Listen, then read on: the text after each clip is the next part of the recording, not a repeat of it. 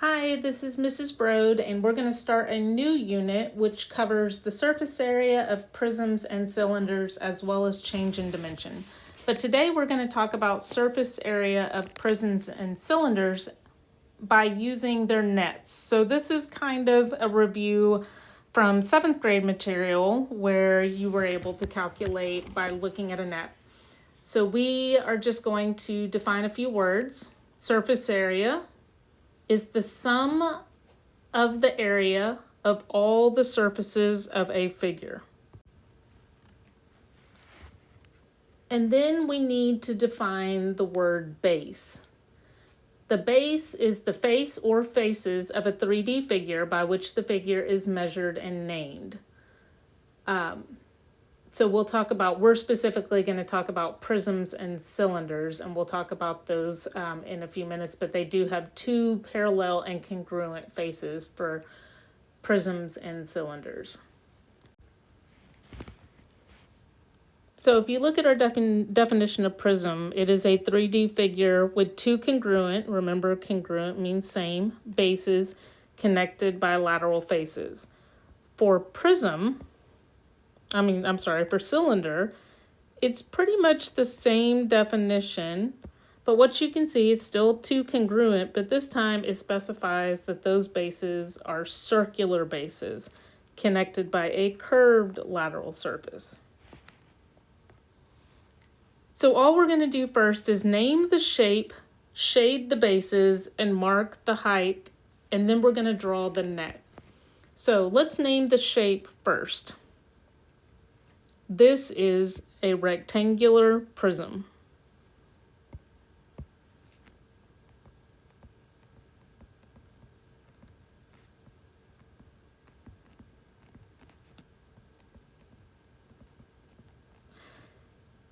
So the bases have to be parallel from each other and congruent. So they could actually be this top and bottom, but in this case, I'll make them the sides. And then the height, so this is what people confuse a lot. The height is what connects the two bases. So the height is not always going to be vertical. In this case, this is the height because it's what connects the two bases. So I always like to think about it as a person. If I'm standing up, my head is my base, one of my bases, and the bottom of my feet is my other bases. And then my height is what connects my head and my feet. But if I lay down, I still have my head on one end and my feet on one end, and now my height is horizontal. So the height is what connects the two bases. So if I were going to unfold this, I would see that I would have 4 rectangles side by side, and then 2 ends for bases. Okay, so my height would be here. These would be my bases unfolded. Now, I will say that there are a number of places I could put my bases here. I could put them here. Okay. So there's a number of different ways that I could draw this net, but I chose to put my bases on that left end, and that's fine. Okay, so let's look at this next shape. This next shape is a cylinder. Now, we don't have any option for bases on these. The bases have to be the circular end, which means that the height is what connects them to each other. Now, if I were to unfold this one, what the net looks like, the walls of the cylinder are one big rectangle. And then I've got my circular bases. Okay. Now, I could put one of the circles over here and one over here, but I can't have both of the circular bases on one side. Okay, so I'm going to draw mine like this. I'm going to show that this is the height of my cylinder. And if I were shading this in, these would be my bases.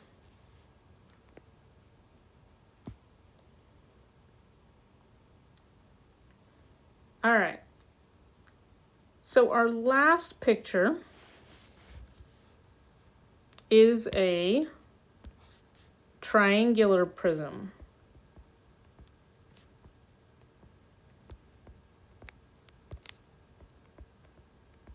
So you do not have options on this one as for your bases, because remember that it said in the definition of a prism that the bases must be parallel to each other and congruent. So in this case, in a triangular prism, these are my bases, the triangles on either end, which means that my height is what connects the two bases. So if I were to unfold this, my walls would be 3 rectangles folded up, and then I would have a triangle on either side. Now I could put the triangles like that, or I could put the triangles across from each other. So again, you do have a couple options on where the triangles go as long as they're on opposite sides. Okay. So before we move on, it says, don't be fooled. A triangular prism always has triangles as its bases. Remember, in the definition for bases, we said it is also how you name the figure. So it is called a triangular prism because it has triangular bases.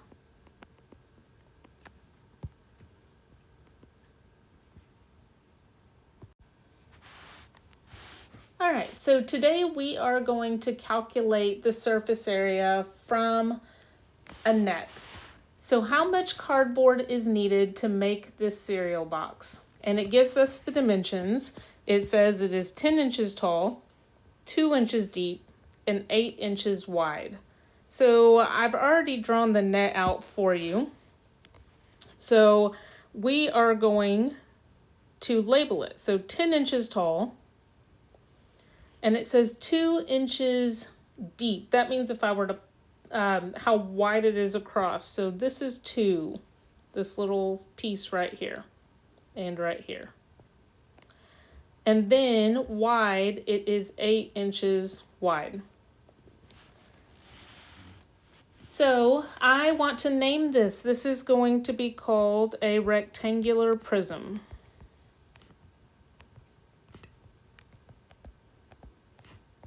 And what I'm going to do is find the total surface area piece by piece by finding the area of the bases and the area of each set of faces. So I'm going to go ahead and label this. I'm going to label these two because they are parallel to each other and congruent. I'm going to label these two as my bases. And then I'm going to call all of these, actually, I'm going to make these big pieces face 1 because we know they're going to be the same. And I'm going to make these smaller sides, we're going to call them face 2, just so we know that they're going to be the same. So the area of the base. What is the formula for the area of the base? Well, the area of the base is a small rectangle. So we know that the area is length times width, or base times height. So let's plug in the numbers. Let's go back to one of the bases. Well, I know that it is 8 wide. What's the height? It is 2. So I'm going to say that we're going to multiply 8 times 2, length times width, or base times height, and we're going to get 16. But I have 2 bases, so I need to multiply my 16 by 2 because the top one is 16 and the bottom one is also 16. So total for my bases is going to be 32 inches. All right, so let's look at face one. Face one is also a rectangle, so we're going to use that same formula, which is length times width or base times height. So let's look at face one. We know if we're using this piece that it is 8 wide, and we know that the height is 10. So it'd be 8 times 10, which is 80. And again, we've got 2 face ones. So we're going to multiply that by 2, and we're going to get 160 inches for both of those faces. And then finally, we have face 2, which again, the formula would be length times width or base times height. And if I look, it is 10 tall and 2 wide. So I would do 10 times 2 equals 20. And again, I've got 2 of those, so I'm going to multiply it by 40. I'm sorry, by 2, and I get 40. And if I want to know the total surface area, I'm going to add all of these together.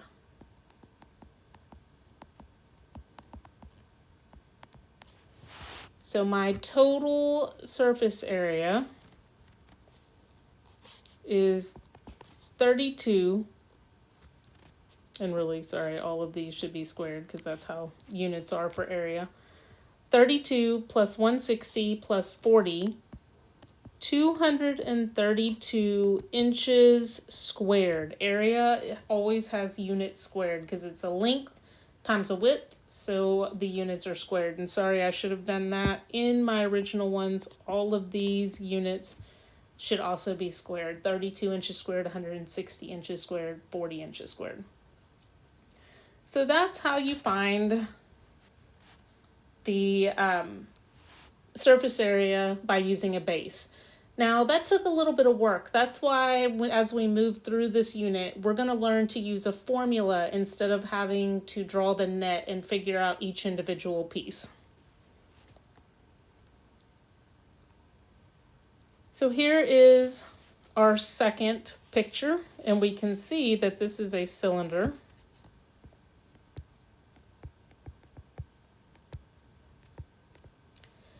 And we know that when we're talking about a cylinder, that the circles are the bases. So this is where the formulas change a little bit. We want the area of the base formula. Well, the base is a circle, so we would have to look at our formula chart and see that our formula chart says that the area of a circle is pi r squared. Okay, so pi times radius squared. Well, they do give us the radius here. The radius is halfway across the circle, so we know that the radius is 3. And we are going to use the pi button in the calculator. So we would do pi times 3 squared in the calculator. And you get a really long number, 28.27433388823. Let's go ahead and round to the nearest hundredth, which is 2 decimal places. So we're going to say that that is 28.2, it's 274, so that 4 would keep the 7 to 7. So 28.27. Now remember, we need to multiply that by 2 to get both bases. And both bases